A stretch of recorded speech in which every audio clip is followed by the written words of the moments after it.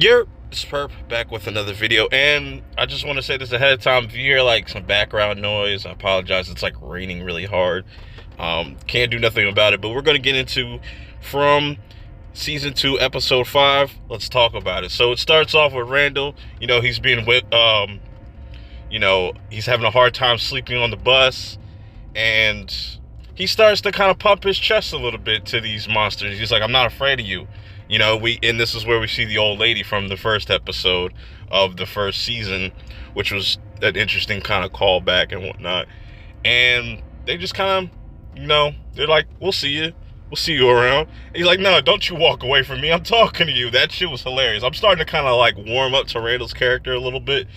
And I think he's going to be more useful than I initially thought. We'll have to wait and see. And then Jade over here, he's kind of starting to see things. Minds are playing tricks on him. And we're going to definitely talk about this guy that was in the picture as well, that was with Victor. But things are blowing up in the town because now Kenny has pretty much spread the word that, Sarah is back. And this is making people very, very mad at Boyd. And they're saying like, "Yo, why isn't she in the box?" Tabitha is very upset because, she did try to kill Ethan. And she's like, "Yo," she literally tells Sarah, like, "If you come anywhere close to my family at all, I'll kill you myself." I'm like, yo, Tabitha is a motherfucking G. And I like that they kind of try to throw all this blame at Boyd, but then Boyd kind of tells Jim, like, "I come back and then there's a radio tower, and, y'all are at fault too." And I like that whole touche. So Boyd's like, "Yo, stay here while I figure all this out. I gotta go talk to Donna." Meanwhile, Ethan's kind of cooped up in his room. He doesn't want to come out because he's a little terrified of Sarah. But then he ends up coming out and saying, like, "Look, I want to talk to Sarah myself," which leads into some very interesting things. We'll get into that very shortly. We get a scene between Christy and her fiance Marielle, and they're just kind of conversating, and Christy's kind of just worried about losing herself, and Marielle's just trying to like kind of bring her back to earth. And she even gives her this shirt that we'll see later on in this episode. Sarah, of course, she doesn't listen to Boyd. She goes to her old house to try to pack up some of her things, but she notices that things are missing. Then the people that actually own that house come back and start shitting on her. They just shit on Sarah throughout this whole entire episode. That shit was really fucking sad, and it just keeps getting worse and worse for Sarah, which makes me think that it's really going to push her to the edge, and maybe she's going to try to unalive herself. Hopefully not, but it's looking rough for Sarah right now. Then we get a scene of Jade trying to figure out these symbols, and then Victor comes in and says, "Look, I will help you, but you gotta help me."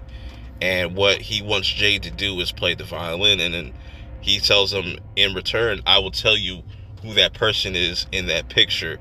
And Jade kind of looks at him like crazy, like, "What? No way, get out of here." But then he ends up kind of going along with Victor, which leads into some very interesting things. We'll get into that very shortly.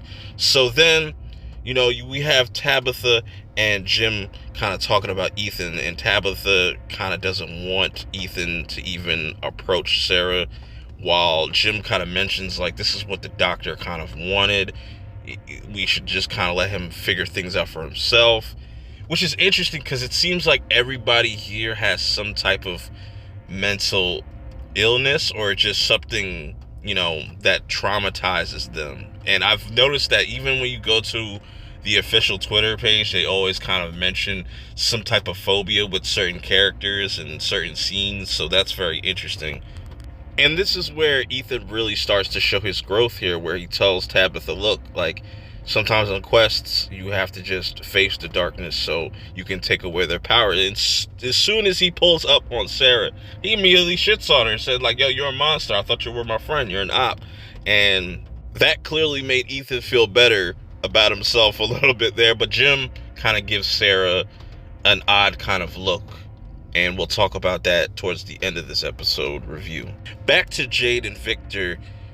Victor brings Jade down to this like wide open area where all these cars that he got tired of seeing, he put them there himself, and there's other cars that go further back.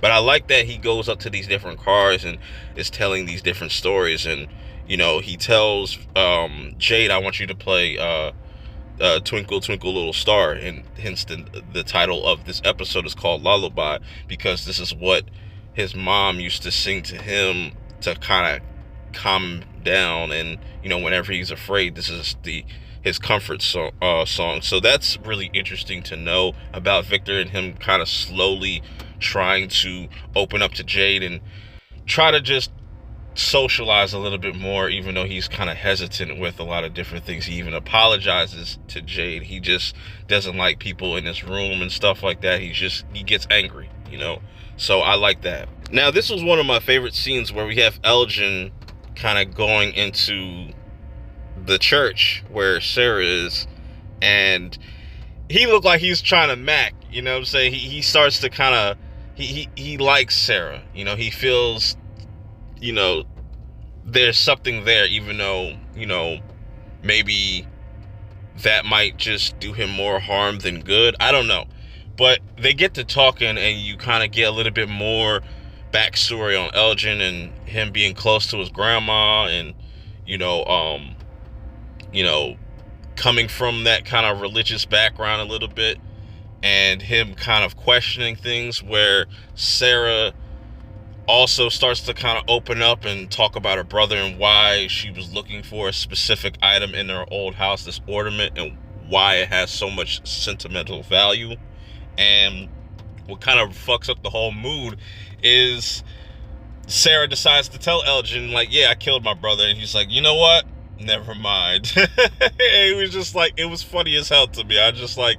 I found it to be pretty humorous, but also kind of sad, because it's like nobody wants to be around Sarah.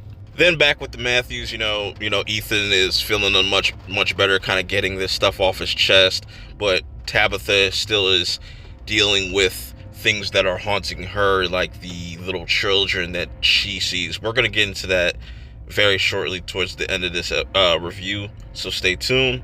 But shifting things over to Sarah, and she tries to confront Kenny's mom and apologize, but Kenny's mom is just really heartbroken and wants nothing to do with Sarah. And she's like, you put hate in my heart. And it's just like, why did you do that to me? And then as soon as she's coming out, Kenny has gone almost full Sith at this point, where he starts to like really bully her, and just like, does this little ornament mean something to you? And smashes it and says, like, pretty much threatens her, saying like, look, if you step anywhere near my mom again, I'm going to murk you. It's going to be bad. And now everybody in the town kind of sees this, and maybe Kenny will kind of have a change of heart, and once he's able to calm down, he'll maybe try to talk to Sarah. I don't know. I like this version of Kenny. I want to see where this goes. But Elgin is the only one that kind of helps Sarah and whatnot pick up all her things. And it's just really sad to see, man. It's just, you could just see in her body language that she is sorry, because she was being manipulated, but nobody really knows that or will really believe that, she's hearing these voices. They just think that she's crazy. But I'm liking this version of Kenny. I want to see where they go with that. Anyways, shifting things back over to Christy and her girlfriend, or her fiance, Marielle, is giving her a new hairdo, and it's really not given. I'm gonna be honest. It might grow on me, but then we have Tilly. I'm pretty sure that was what her name was. She's like the older lady. She gives Christy like this liquid morphine, and I don't know exactly what she got diagnosed with.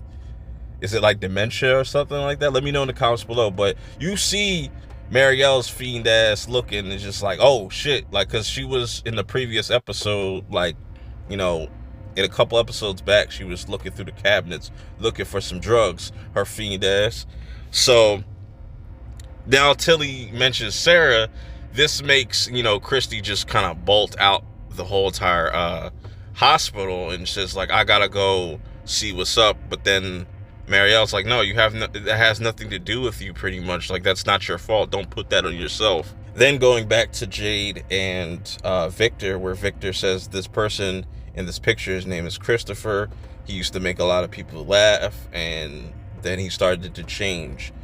So all of a sudden, he starts to see the symbols similar to Jade, and just this is when things started to go left. His mom, talking about Victor's mom, told him to go hide somewhere that, you know, he can't find you. And I think similar to what happened with Abby, happened with Christopher, where he just started to kind of lose his mind and started to kill people. And it might have just been the monsters as well too, but that kind of gives us a hint that people are going to start to kind of change and maybe start to turn on each other sooner than later, and it's just going to be absolute chaos towards the finale. That's just my kind of theory on it. Now to the most creepiest part of this episode, and there's two things that you need to know about me when it comes to horror. Is like, the only things that freak me out are little ass kids and old ass people. Those things are creepy, and Tabitha kind of starts to get inspired by Ethan about facing the monsters, and she starts to call out to these things, and there's a bunch of them, and they start to say awagui or some shit like that. I was like, I tried to Google that, but that shit wasn't Googling, and I was like, that's probably some really weird, spooky, I don't know what the fuck that was. But I think that all of these things are kind of clues, and you just gotta kind of put them together. But then Jade comes and, you know, sees that Tabitha's kind of freaked out, and he's like, oh, you okay? And Tabitha's like, did you not see them? See who? And you notice that Jade notices that Tabitha's nose is bleeding. So I don't know what they did to her. You know, maybe it's similar to like the Boyd situation, but I don't know. But that definitely is a freaky ass scene, bro. That shit's like ingrained into my brain now. Now we get to the end of the episode. Before I talk about this, I don't know why I didn't have my screenshot up, but there was a scene earlier in the episode between Donna and Boyd, and Donna thinking that Boyd feels guilty about Abby's death, and that's why he is trying to treat Sarah differently from everybody else. And, you know, Boyd just wants somebody on his side, hence where this is where Jim comes in, and Jim starts to kind of tell his theory that like maybe this is all the experiment. This goes back to like World War II stuff. And of course, like, Boyd is not kind of like really trying to think about all that, but I don't think he's trying to completely dismiss Jim. And I think Jim could be his only ally at this point. And you just get a montage of people doing different things. It was really funny seeing Ethan mugging the fuck out of Sarah, saying like, yo, get the fuck off my block. You got Marielle's fiend ass taking some of that morphine. You got Christy putting on the shirt that was given to her by her fiance, and you got Randall kind of setting up shop on top of the bus. Maybe he's going to try to make a weapon of some sort. But it pretty much ends with Boyd approaching Kenny's mom. But before he approaches Kenny's mom, there's this song called like the Candy Man, something like that. Weird lyrics, but you know, it's interesting that plays, and then the worms and stuff in his hands start to activate and stuff. And maybe it's like, maybe the worms are some type of like spidey sense, you know what I'm saying, when danger is present or something like that. And I don't know, I really enjoyed this episode. I love the character moments. That's what I really enjoy the most about this show. But let me know how you guys feel about this episode in the comments below. Till next time, I'm out. Peace.